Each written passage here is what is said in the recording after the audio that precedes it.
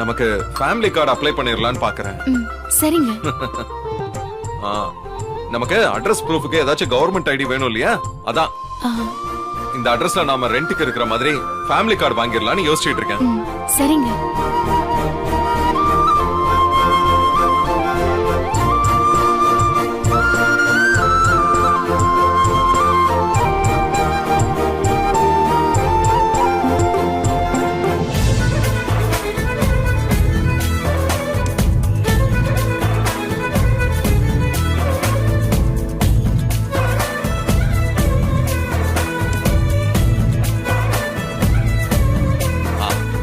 இந்தாங்க டீச்சர், நீங்க ஸ்பெல்லிங்க செக் பண்ணுங்க.